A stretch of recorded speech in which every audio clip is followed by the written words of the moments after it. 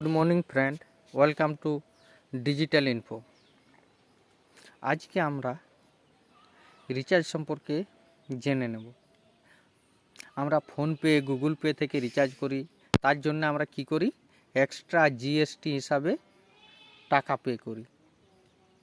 2 টাকা 3 টাকা service charge যে প্রোভাইডার, যেমন ফোনপে যেমন 100 টাকাতে 1 টাকা, 200 টাকাতে 2 টাকা, 300 টাকাতে 3 টাকা করে কেটে নিচ্ছে।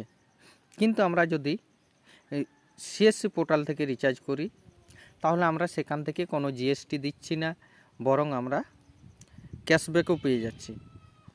এই দেখুন, আমি একটা 299 টাকা জিও রিচার্জ করেছি, সেখানে দেখুন 294 টাকা 18 পয়সা কেটেছে, বাকিটা আমার কমিশন। তাহলে কোনো জিএসটি লাগলো না।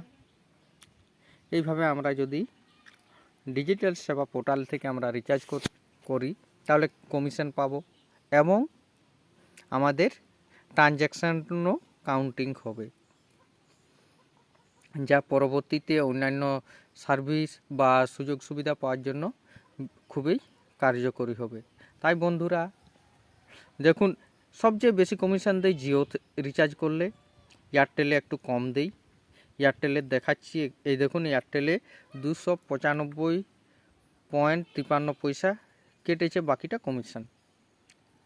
আর জিওতে 94.18। তাই বন্ধুরা আপনারাকে বলবো যে ফোনপে থেকে রিচার্জ না করে সরাসরি ডিজিটাল সেবা পোর্টাল থেকে রিচার্জ করুন। ভিডিওটি এতক্ষণ দেখার জন্য সকলকে অনেক ধন্যবাদ। Thank you.